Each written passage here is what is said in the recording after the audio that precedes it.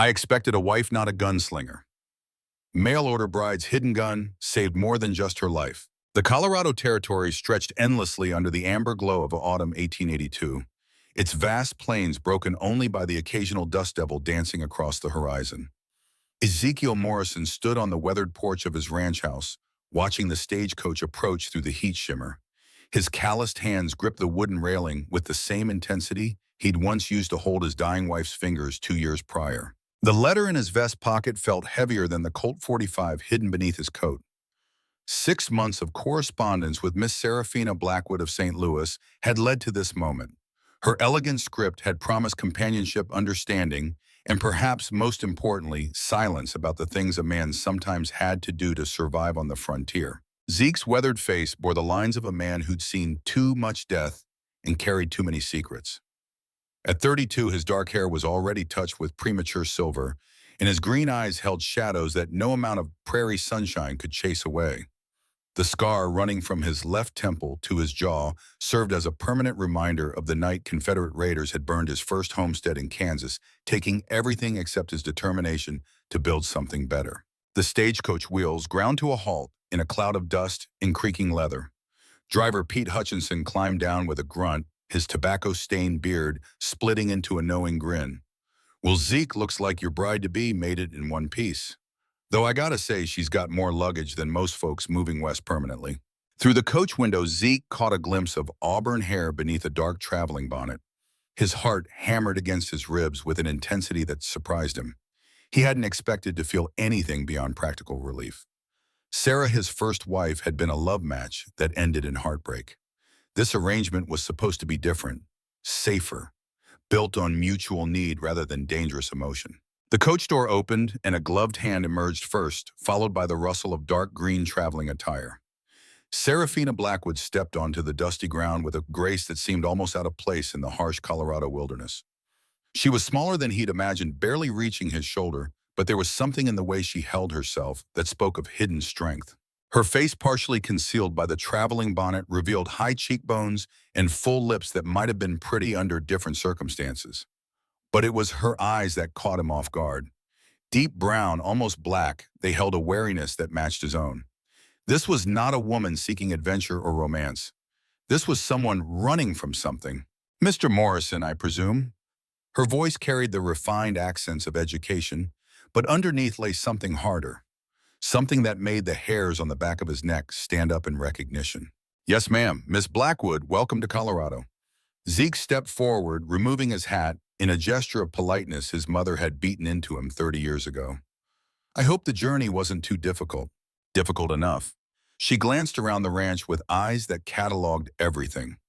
The position of the barn, the sight lines to the main house, the cover provided by the scattered outbuildings. Most women arriving to marry a stranger would focus on the house, wondering about their future domestic arrangements. Sarah Blackwood was mapping escape routes. The driver began unloading her trunk, and Zeke moved to help, noting its considerable weight. "You pack thoroughly. A woman learns to carry what she values most." There was something in her tone that suggested those valuables might not be what most people would expect. As they walked towards the house, Zeke found himself studying her movements. She walked with purpose, her eyes constantly scanning, never fully relaxed. Her right hand occasionally drifted toward her skirts in a gesture that seemed unconscious, but triggered every instinct he'd developed during his years of hiding runaway slaves. The ranch house itself was modest but well-built, constructed of local stone and timber that could withstand both harsh winters and the occasional unwelcome visitor. Zeke had designed it himself after losing everything in Kansas this time, with defensibility in mind rather than mere comfort. Gun ports were disguised as decorative elements, and the root cellar had been expanded into something that could hide a dozen people if necessary. "It's not much to look at," he admitted, suddenly self-conscious about the Spartan furnishings and practical layout. "It looks like it could weather any storm," Sarah replied, and something in her voice suggested she meant more than Colorado blizzards. Inside, the main room held simple furniture built for durability rather than elegance. A stone fireplace dominated one wall, while windows provided clear views of the approaches to the house. Books lined a single shelf, their worn spines suggesting frequent use during long winter nights. The kitchen area was clean and functional, though clearly the domain of a man who cooked for necessity rather than pleasure. "Pastor Samuel is expecting us at the church in 2 hours. Zeke said, hanging his hat on a peg by the door. That should give you time to rest and prepare. Sarah nodded, removing her bonnet to reveal hair the color of autumn leaves pinned back in a practical style that nonetheless couldn't quite contain its natural tendency to curl. A thin scar ran along her left jawline, barely visible, but clearly the result of violence rather than accident. Mr. Morrison, before we proceed, I think honesty would serve us both. She turned to face him directly, her dark eyes unwavering. I'm not here seeking love or romance. I need the protection that comes with marriage to a man of good reputation. In exchange, I can offer domestic skills, discretion, and loyalty. Nothing more. The bluntness was refreshing after months of carefully worded letters that had danced around the practical nature of their arrangement. I appreciate plain speaking, Miss Blackwood. I lost my wife and son to fever 2 years ago. I'm not looking to replace what I had. I need someone who can manage a household and won't ask uncomfortable questions about the demands of frontier life. Something passed between them in that moment, an understanding born of shared loss and mutual wariness. They were both damaged people seeking shelter and practicality rather than passion. Then we understand each other. Sarah picked up her traveling bag, which seemed heavier than its size would suggest. Which room should I use to prepare? Zeke pointed toward the back of the house. The room on the right. Sarah's old sewing room. I've cleaned it out and added a bed. The main bedroom. He paused, unsure how to navigate the delicate territory of sleeping arrangements. Can wait until we know each other better, Sarah finished smoothly. I have no intention of rushing into intimacies with a stranger regardless of legal obligations. Relief flooded through him. Agreed, we'll take things as they come. As she disappeared into the back room, Zeke found himself wondering what exactly he had agreed to. The woman's letters had been proper and reserved, but the person who just walked into his house carried herself like someone accustomed to violence. The weight of her bag, the way she'd assessed his property, the unconscious gesture toward her skirts, every instinct told him that Miss Seraphina Blackwood was not what she seemed. 2 hours later, they stood before Pastor Samuel in the small wooden church that served the scattered community around Morrison Ranch. The pastor, a thin man with kind eyes and prematurely gray hair, had known Zeke since his arrival in Colorado. He'd performed the funeral services for Sarah and little Thomas, and his presence today felt both blessing and burden. Dearly beloved, we are gathered here today to join this man and this woman in holy matrimony. Pastor Samuel began, his voice carrying the weight of ceremony that had bound countless frontier couples in partnerships born of necessity rather than passion. Zeke stood in his best suit, a black wool outfit that had seen service at too many funerals. Beside him, Sarah had changed into a simple but elegant dress of deep blue silk, her auburn hair arranged beneath a short veil that couldn't quite hide the calculating intelligence in her dark eyes. The few witnesses present included Doc Harrison, who served as both physician and justice of the peace for the territory, Mrs. Eleanor Finch, the elderly woman who'd coordinated the correspondence between Zeke and his mail-order bride, and Deputy Marshal Hayes, whose presence was both social courtesy and professional caution in a land where backgrounds often remain mysterious. Ezekiel Morrison, do you take this woman to be your lawfully wedded wife, to have and to hold for better or for worse, in sickness and in health, for richer or for poorer, till death do you part? I do. The words came easier than expected, perhaps because they carried no emotional weight beyond legal commitment. Seraphina Blackwood, do you take this man to be your lawfully wedded husband, to have and to hold for better or for worse, in sickness and in health, for richer or for poorer, till death do you part? I do. Her voice was steady, but Zeke caught the slight tremor in her hands and the way her eyes flickered briefly toward the church's single window. By the power vested in me by the territory of Colorado, I now pronounce you husband and wife. You may kiss the bride. This was the moment Zeke had been dreading. The necessary intimacy of a kiss with a woman he barely knew, witnessed by people who expected the usual displays of wedding joy. He stepped closer to Sarah, raising his hands to lift the short veil. The fabric lifted away from her face, revealing features that were indeed pretty, but marked by something that made his breath catch. A thin white scar ran from her left temple down to her jaw, but that wasn't what stopped him cold. As his hands moved to frame her face for the expected kiss, he caught sight of something that made every survival instinct he'd developed scream in recognition. There, secured in a custom-made holster sewn into the inner folds of her wedding dress, was a Colt .45 revolver. The worn grip in professional modifications marked it as a weapon that had seen serious use. This was not a lady's protection piece. This was a gunfighter's tool. Their eyes met in a moment of mutual recognition that seemed to stretch forever while the wedding guests waited for a simple kiss. Sarah's expression showed no shame or apology, only a steady assessment of his reaction. She knew he'd seen it. She was waiting to see what he would do with the knowledge. Instead of the alarm or outrage that might be expected, Zeke felt something unexpected relief. Because beneath his own wedding coat positioned for quick draw was his own Colt 45.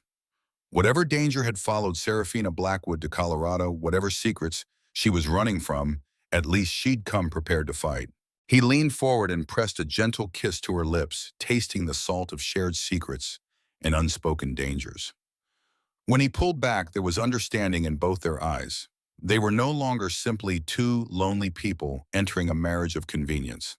They were two armed and dangerous individuals who just committed to protecting whatever they were building together. The wedding guests applauded politely, unaware that they just witnessed the formation of what might prove to be the most formidable partnership the Colorado Territory had ever seen. As they signed the marriage documents, Sarah's hand was steady and sure, but Zeke noticed she kept her left side turned slightly away from the other witnesses, concealing the telltale bulge of the hidden weapon. Walking back to the ranch as husband and wife, they maintained the appropriate distance of new spouses still learning each other's boundaries. But there was a new tension in the air, the electric awareness of shared secrets and mutual recognition of danger. "Mrs. Morrison," Zeke said quietly as they reached the porch of what was now legally their shared home. "Yes, Mr. Morrison. That's a fine piece you're carrying, custom grip work." She paused at the door, her hand on the handle. A woman traveling alone learns to appreciate quality craftsmanship. Indeed, though I have to wonder what kind of trouble requires that level of preparation. Sarah turned to face him, her dark eyes steady and unflinching. "The kind that follows you no matter how far you run, Mr. Morrison. The kind that kills innocent people just for being in the way." Something cold settled in Zeke's stomach. He'd opened his home and his name to this woman, and now he was learning that whatever she was running from might be more dangerous than he'd bargained for. But as he looked into her eyes, he saw something that gave him pause. Fear, yes, but not the helpless terror of a victim. This was the wariness of someone who'd learned to fight back. "Then I suppose we'd better make sure we're ready for it when it arrives," he said finally. A ghost of a smile crossed her lips. "I believe that would be wise." That night, they maintained the agreed-upon sleeping arrangements with Sarah in the converted sewing room and Zeke in his own bed. But both of them slept lightly and both kept their weapons within easy reach. Outside, the Colorado wind howled across the plains, carrying with it the scent of approaching winter and the promise of troubles yet to come. In the barn hidden beneath loose floorboards that Sarah couldn't yet know about, Ruby Washington cradled her infant son and whispered prayers that the new mistress of the ranch wouldn't discover their family's desperate flight toward freedom. Thomas Washington sat watch by the small window, his weathered hands steady on an old rifle that might mean the difference between liberty and a return to the hell they'd escaped in Mississippi. The Underground Railroad in Colorado was a dangerous game, one that required absolute trust and perfect timing. Zeke had been helping runaway slaves reach safety for over a year, using his ranch as a way station on the journey to permanent freedom in Canada. It was work that could get him hanged if the wrong people discovered it, but it was also the only thing that had given his life meaning since Sarah and Thomas died. Now he had a wife who carried professional-grade weapons and spoke of troubles that killed innocent people. The timing couldn't have been worse. In 3 days, he was expecting another family of runaways, and the network depended on absolute secrecy. How could he continue the work with a woman in the house whose background remained largely a mystery? As dawn approached, Zeke made a decision that would prove more fateful than he could imagine. He would have to trust Serafina Morrison with the truth about his activities. Because in a land where survival often depended on choosing the right allies, his instincts told him that a woman who came to her wedding armed might understand the necessity of fighting for something larger than personal comfort. What he couldn't know was that 300 miles away, Jake "Scar" Morrison was gathering his gang for a hunt that would lead them straight to the ranch. The notorious leader of the Crimson Canyon Gang had finally picked up the trail of the red-haired woman who'd witnessed his most brutal killing. Emily Hartwell, daughter of the federal judge who'd refused to be bought, had managed to disappear completely after her father's assassination. But Emily Hartwell had made one mistake. She'd married a man whose last name was Morrison. And Jake Scar Morrison never forgot a name, especially when it belonged to the brother who'd abandoned him to die on a Civil War battlefield 15 years ago. The morning sun rose over the Colorado Territory, painting the endless sky in shades of gold and crimson. In the ranch house, two armed strangers began their first day as husband and wife, unaware that their separate paths were about to collide in ways that would test every assumption they'd made about trust, loyalty, and the price of survival on the frontier. The coffee was strong and bitter, much like the truths they'd soon be forced to share. The autumn morning arrived crisp and clear, with frost painting delicate patterns on the ranch house windows. Sarah woke to the sound of movement in the kitchen and the rich smell of coffee brewing. For a moment, disorientation clouded her thoughts. Where was she? Then reality settled back into place like a familiar weight. She was Mrs. Morrison now, wife to a man who carried secrets as carefully concealed as her own. Rising quietly, she dressed in a simple brown work dress that allowed for easy movement. The Colt 45 went into its custom holster hidden beneath her skirts with practiced efficiency. 2 years of running had taught her that safety lay not in hoping for the best, but in preparing for the worst. In the kitchen, she found Zeke already dressed and nursing his second cup of coffee. He looked up as she entered, his green eyes holding the same cautious assessment she'd noted yesterday. Neither of them was quite ready to lower their guard despite the legal bond that now united them. "Morning, Mrs. Morrison." His voice carried a formal politeness that acknowledged their new status without presuming intimacy. "Good morning." She poured herself coffee from the pot on the stove, noting the extra cups waiting on the counter. "Expecting visitors. Sometimes travelers need shelter. Coffee's cheap hospitality." But something in his tone suggested these weren't casual visitors. Through the kitchen window, she could see the barn and outbuildings clearly. The property was well maintained with clear sightlines and multiple escape routes, the setup of a man who understood the value of tactical thinking. Yesterday, she'd been too nervous to fully appreciate the strategic advantages of the ranch's layout. "I should check on the stock," Zeke said, finishing his coffee. "Feel free to explore the house, get familiar with things. Just," he paused as if choosing his words carefully, "if you hear anything unusual from the barn, it's probably just the wind." The comment was casual, but his eyes held a weight that suggested otherwise. Sarah nodded slowly. "I've always found that wind can sound remarkably like human voices when it catches the right spaces." Something passed between them. Another moment of mutual recognition. Whatever Zeke was hiding in that barn, he was testing whether she could be trusted with the knowledge. After he left, Sarah spent an hour exploring her new home with the thoroughness of someone whose life might depend on knowing every hiding place and escape route. The house was well built and strategically positioned, but what caught her attention were the details that spoke of a man living with constant awareness of potential threats. Extra ammunition stored in concealed locations, a rifle positioned where it could cover the main approach to the house, windows that had been modified to allow for quick escape if necessary. This wasn't just the home of a careful frontier rancher. This was a fortress designed by someone who expected trouble. The sound of approaching ball horses brought her to the window. 3 riders were coming up the main road at an unhurried pace, not the frantic gallop of pursuit, but not the casual approach of neighbors either. She recognized the measured advance of professionals assessing a situation. Moving to a position where she could observe without being seen, Sarah watched as the riders drew closer. The leader was a man in his 40s, well-dressed, but with the hard edges that came from violence rather than honest labor. His companions looked like hired guns, their hands never straying far from their weapons. Through the thin walls of the house, she could hear movement from the barn, quick, urgent sounds that might indeed be mistaken for wind if someone weren't listening carefully. Zeke's unusual sounds were becoming very human-like indeed. The riders stopped about 100 yards from the house, close enough for conversation, but far enough to avoid easy rifle range. The leader dismounted and walked forward slowly, his hands visible but ready to move quickly if needed. "Hello, the house," he called out, "looking for Ezekiel Morrison." Sarah's blood turned to ice, not because she recognized the voice, but because she recognized the type. This was how it had started in St. Louis when the Crimson Canyon Gang had come looking for Judge Hartwell's daughter. Polite inquiry masking deadly intent. Zeke emerged from the barn, moving with the easy confidence of a man on his own property, but keeping his distance from the visitors. "I'm Morrison. What can I do for you?" "Name's Fletcher. We're tracking a woman who might have passed through this area recently. Red hair, about 5.5 feet tall, probably traveling alone. Haven't seen anyone matching that description."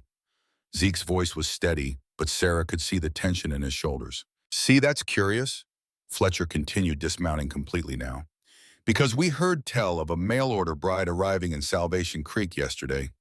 Thought we might ask after her, seeing as how our business with the red-haired woman is pressing. The threat was politely veiled but unmistakable. These men knew exactly who they were looking for and where she was. The only question was whether they were prepared to take her by force or preferred to maintain the pretense of legal inquiry. Sarah made her decision quickly. Moving to the kitchen window that provided the clearest shot toward the barn, she positioned herself where she could cover Zeke if the situation deteriorated. The Colt felt familiar and reassuring in her hands as she checked the cylinder, all 6 chambers, loaded as always. My wife arrived yesterday, that's true, Zeke was saying. But she's from St. Louis, traveling with proper documentation. If you'd like to speak with her, I'm sure she'd be happy to verify her identity. It was a calculated gamble.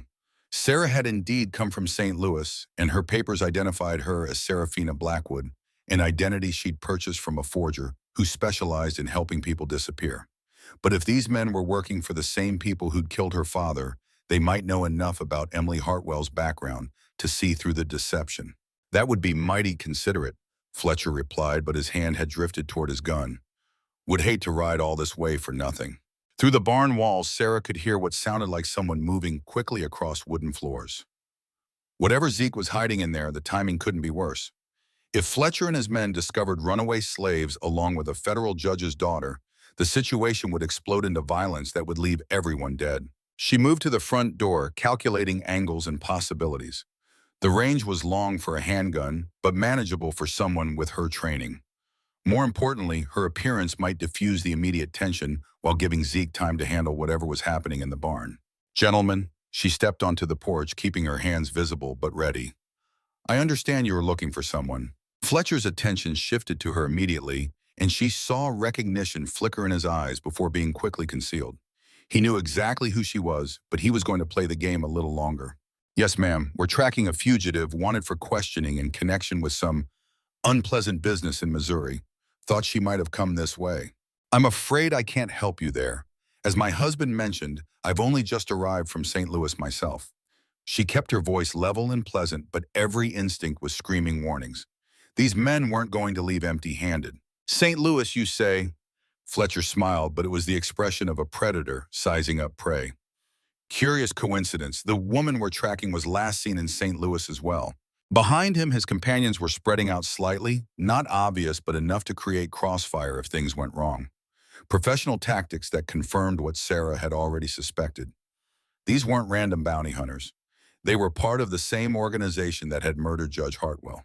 It's a large city, she replied calmly. Many people pass through. Indeed they do. Fletcher took another step forward, and now she could see the scar that ran along his neck, the kind left by a knife blade dragged slowly for maximum pain. Mind if I ask your maiden name, Mrs. Morrison, just for our records? This was it. The moment when politeness would end and violence would begin. Because Emily Hartwell's maiden name was documented in too many places, and Serafina Blackwood's history wouldn't stand up to serious scrutiny. Blackwood, she said firmly. Serafina Blackwood of St. Louis. Fletcher nodded slowly. Blackwood, I'll make note of that. But his eyes said something different. His eyes said he knew she was lying, and he was done playing games. The sound of a rifle being cocked came from the direction of the barn, followed by Zeke's voice, calm, but carrying the authority of a man prepared to use violence. Gentlemen, I think it's time you moved along. My wife has answered your questions, and I don't appreciate armed men threatening my family on my own property. Fletcher's hand moved toward his gun, but stopped as he registered the sound of at least 2 more rifles being readied. Whatever Zeke had in that barn, it included people willing and able to fight. Now, Mr. Morrison, no one's threatening anybody, just asking questions.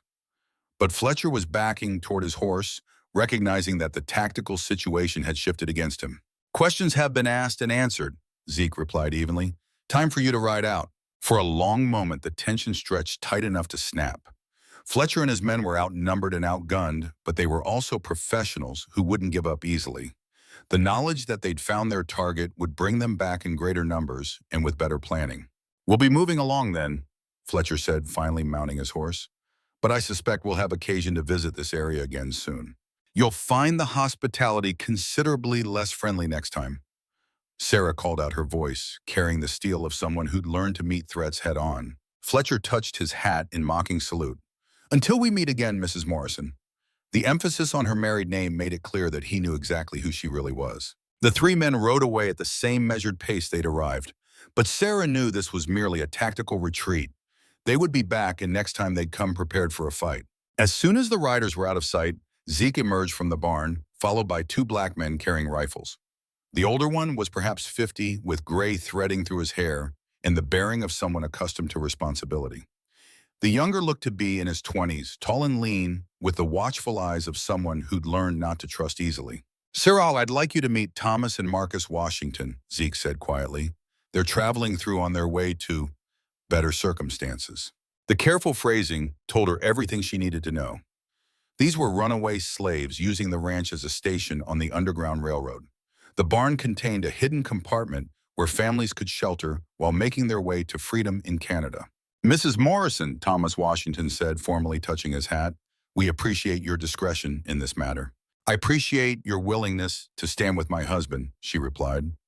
"Those men weren't here for casual conversation." "No, ma'am, they surely weren't." Marcus Washington had the harder edge of someone who'd seen violence up close. "Question is, will they be back?" "Count on it," Sarah said grimly. "And next time they'll bring more men and fewer manners." Zeke studied her face carefully. "Sarah, I need to know what kind of trouble you've brought to my door. If we're going to face this together, I need the truth." It was the moment she'd been dreading and hoping for in equal measure.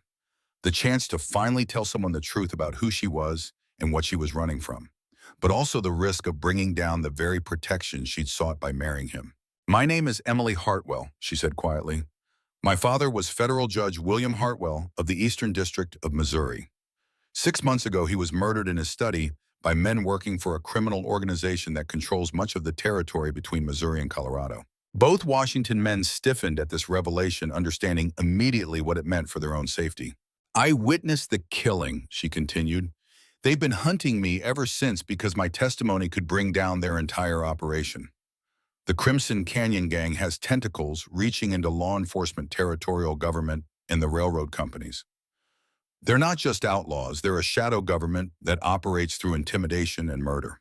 "And now they've followed you here," Zeke said grimly. "Yes, which means your Underground Railroad station is compromised, and these men's journey to freedom just became considerably more dangerous." Thomas Washington exchanged a look with his son.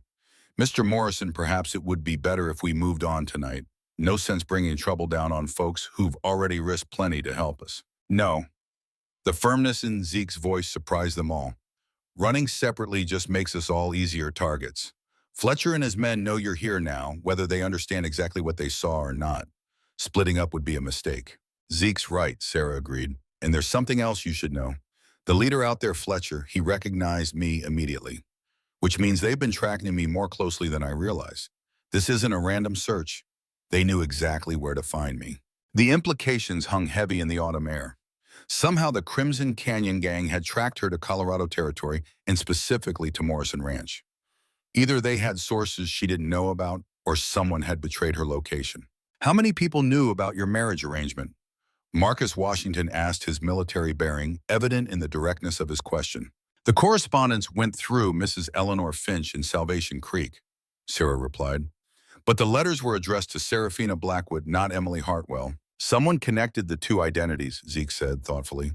"Or he stopped a terrible possibility occurring to him." "Or what?" Sarah prompted. "Or they weren't tracking you at all. They were tracking me." The silence that followed was filled with the sound of wind through the trees and the distant call of a hawk.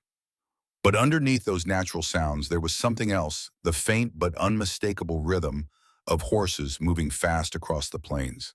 "Company coming," Thomas Washington said quietly, his rifle already in his hands. This time there was no attempt at polite conversation.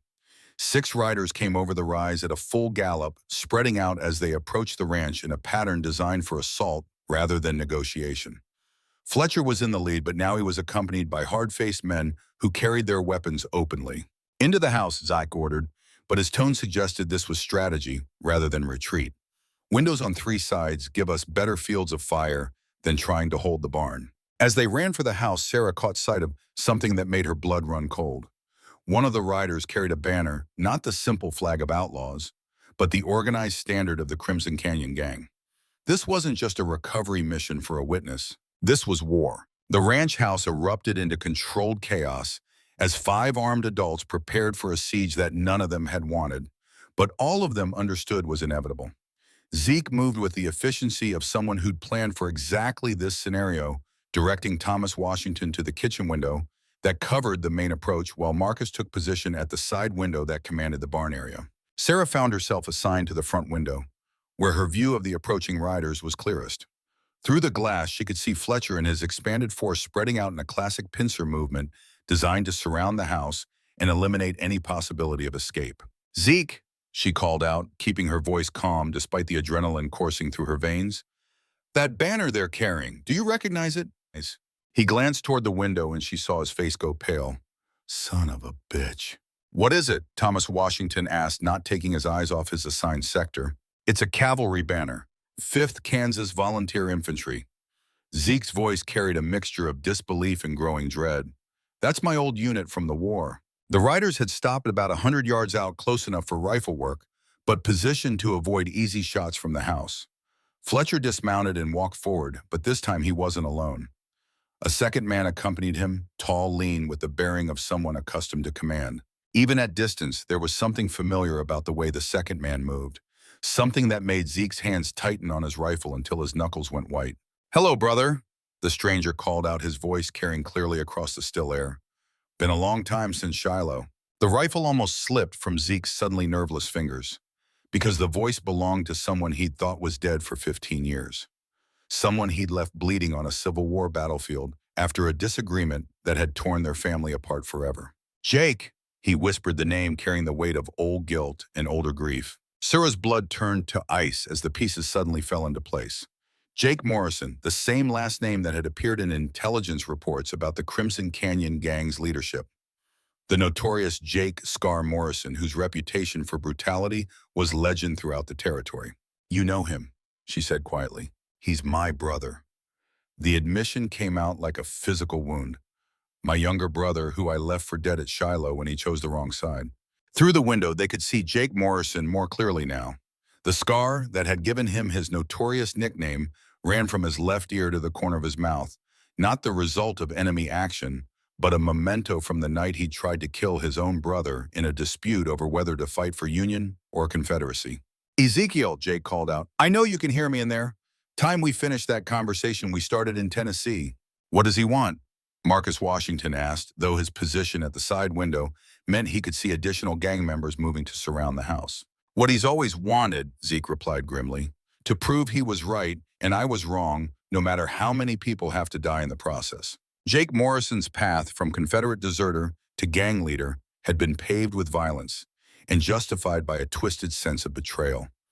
In his mind, Zeke's decision to fight for the Union had been the ultimate treachery, not just against the South, but against family loyalty. "I know what you've been up to, big brother," Jake continued, his voice carrying the mock affection of someone savoring a long-awaited revenge. "Helping runaway slaves reach Canada, harboring fugitives. The local law would be very interested to know about your Underground Railroad activities." The threat was clear. Even if they survived the immediate assault, Jake could destroy Zeke's life through legal channels, turning his humanitarian efforts into criminal charges that would see him hanged. "And I know who you've got in there with you," Jake added, his gaze shifting toward the window where Sarah was positioned. "Miss Emily Hartwell, daughter of the late Judge William Hartwell. Amazing how family reunions bring everyone together." The revelation hit like a physical blow. This entire situation had been orchestrated not just to capture her, but to destroy Zeke's Underground Railroad operation and settle a 15-year-old family feud in one devastating stroke. "He's been planning this for months," Sarah realized aloud.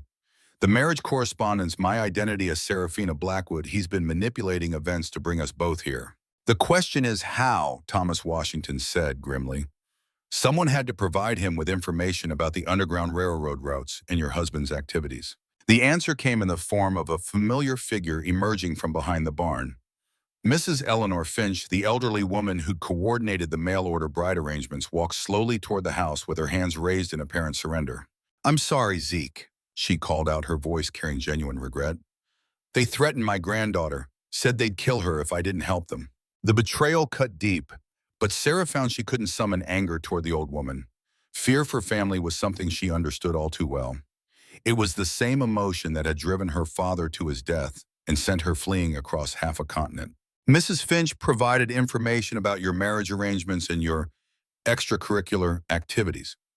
Jake continued, clearly enjoying the psychological warfare. In exchange for her granddaughter's continued good health, of course. What do you want? Zeke called out, though he already knew the answer would be impossible to accept. Simple enough. Send out Miss Hartwell, and I'll let the rest of you live. Refuse, and everyone in that house dies today, including your African friends, who I'm sure are wanted men themselves. It was an elegant trap. Surrender Emily Hartwell to certain death, or watch as everyone he was trying to protect died in a hopeless fight.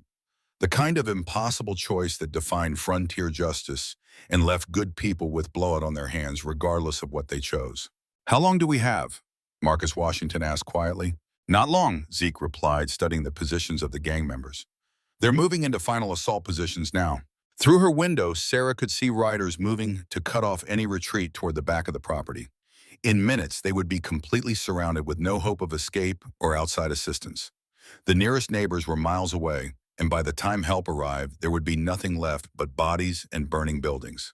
There's another option, she said quietly. All eyes turned to her, though none of them relaxed their vigilance at the windows.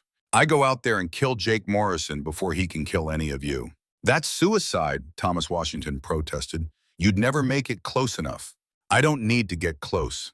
Sarah's voice carried the calm certainty of someone who'd made peace with a terrible decision. I have a rifle and clear sight lines. One shot maximum surprise before they know what's happening.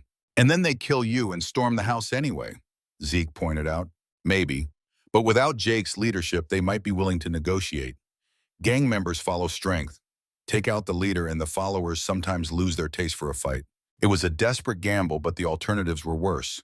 Wait for the assault and watch everyone die or surrender and guarantee that at least she would die while leaving the others at Jake's mercy. There's something else, Marcus Washington said slowly, something none of you know about. He reached into his coat and pulled out a badge, not the simple star of a local sheriff, but the distinctive shield of a federal marshal. Marcus Washington, Deputy U.S. Marshal working undercover to map the Underground Railroad routes and identify the people involved. The revelation hit the room like a thunderbolt. The man they'd been protecting was a federal law enforcement officer whose presence meant that whatever happened here would have consequences far beyond a simple frontier shootout. Are you arresting us? Thomas asked his son, confusion and betrayal warring in his voice. No, sir. My orders were to gather intelligence, not make arrests. The federal government wants to protect the Underground Railroad, not prosecute it. But I'm also authorized to take action against the Crimson Canyon Gang, which is operating in violation of federal interstate commerce laws.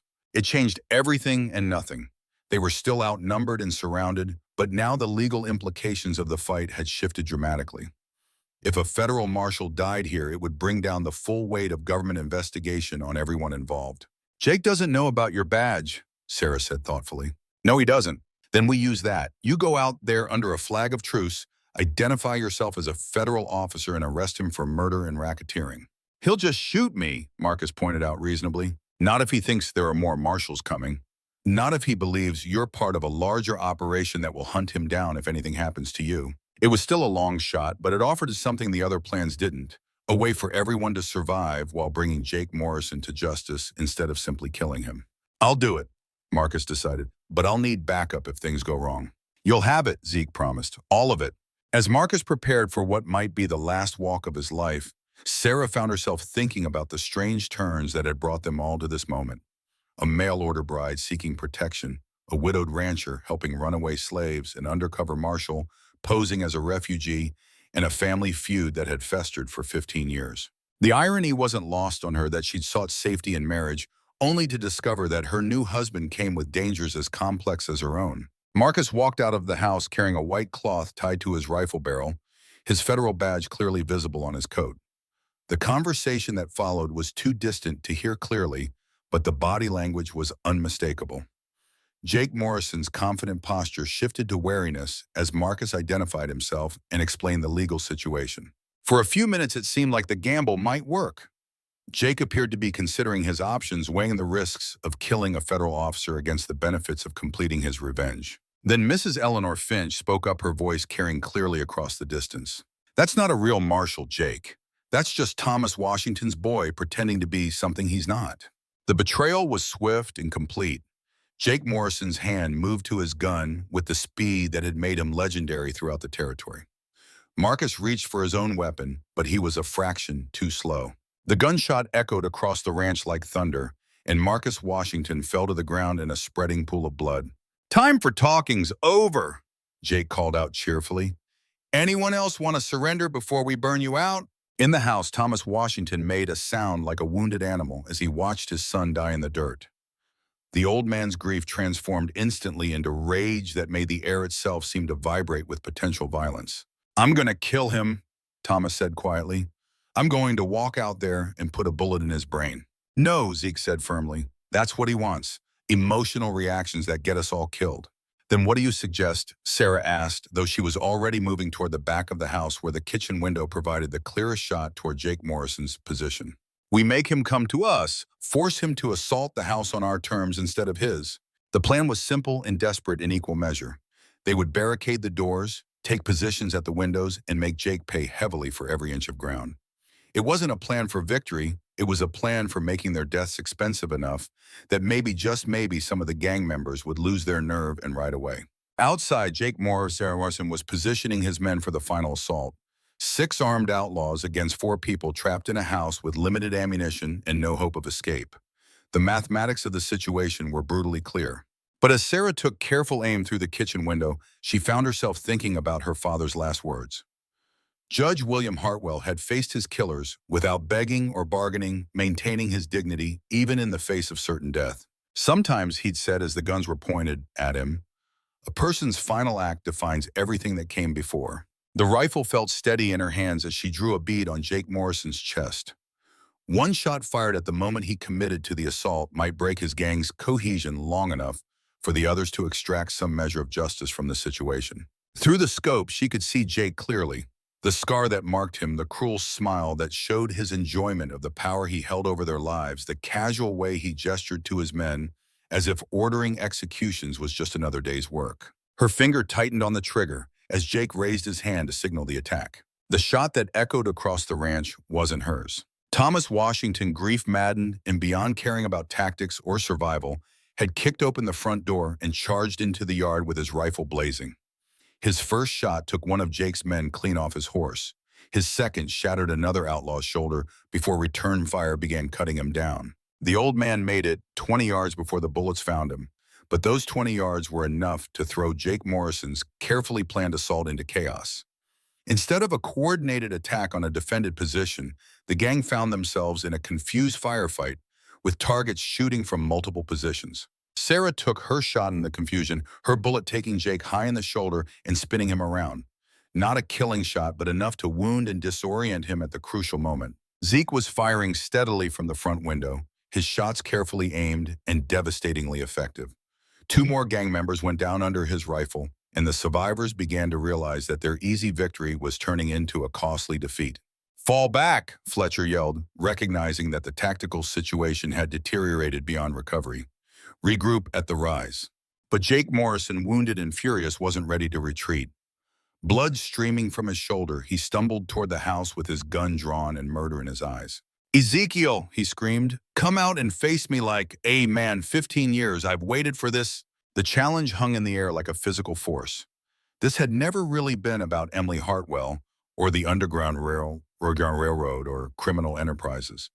This had always been about 2 brothers and a family torn apart by war ideology and pride. Zeke stepped out onto the porch, his rifle held ready, but not quite aimed at his brother's heart. "Hello, Jake, you look like hell. Better than you're gonna look when I'm done with you." But Jake's gun hand was shaking from blood loss and adrenaline, making any shot uncertain. Why Jake? Why all of this? The gang, the killing, hunting down innocent people, what did any of it prove? "It proved you were wrong," Jake's voice cracked with 15 years of accumulated bitterness. "You chose them over family, the union over blood, and look what it got you, a dead wife, a dead son, and now a dead bride." "My wife isn't dead." Sarah stepped out onto the porch beside her husband, her own weapon ready. though she's getting tired of people trying to change that. Jake's attention shifted to her, and in that moment of distraction, Zeke made his choice. The rifle came up smooth and fast-trained, a center mass of a target he'd hoped never to face. "Drop the gun, Jake. It's over. It's never over between us." But Jake's voice had lost its certainty. Blood loss and the reality of facing multiple armed opponents was taking its toll. "It is now." Thomas Washington's voice came from behind them, weak but determined.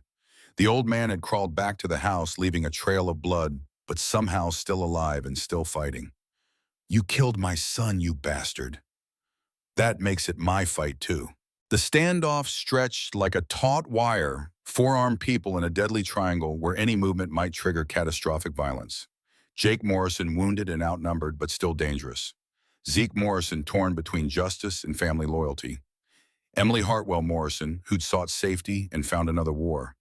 And Thomas Washington dying but determined to see his son avenged. In the distance, the remaining gang members were regrouping, but without Jake's leadership, their resolve was weakening. Some were already riding away, unwilling to die for a cause that had become personal vendetta rather than profitable crime. "Last chance, Jake," Zeke said quietly. "Surrender and face trial or end this here and now." "You think I'm afraid to die?" Jake laughed bitterly. "I died at Shiloh, brother. Everything since then has just been borrowed time." His gun began to rise toward Zeke's chest. 3 shots fired simultaneously, Zeke's rifle, Sarah's pistol, and Thomas Washington's final act of vengeance. Jake Morrison spun like a puppet with cut strings before falling face first into the Colorado dirt that would serve as his grave. The silence that followed was profound and terrible. 15 years of family hatred had ended in less than a heartbeat, leaving only the sound of wind through the trees, bees, and the distant thunder of retreating horses as the last of the gang rode away in defeat. Sarah knelt beside Thomas Washington, checking his wounds with the efficiency of someone who'd seen too much violence. The old man was dying, but slowly enough for last words and final dignity. "Did we get him?" Thomas asked weakly. "We got him," she confirmed. "Your son is avenged." "Good." Thomas closed his eyes, but he was still breathing.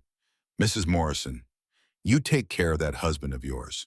Man like that, worth keeping safe." As the sun began to set over to the Colorado Territory, painting the sky in shades of gold and crimson, 3 survivors of a war that should never have been fought sat vigil over the dying and the dead. The ranch would need cleaning and rebuilding. The Underground Railroad would need new routes and safer stations. But for the first time in years, Emily Hartwell Morrison felt something approaching peace. She'd found more than safety in her marriage of convenience. She'd found a partner worth fighting beside and a cause worth the fighting.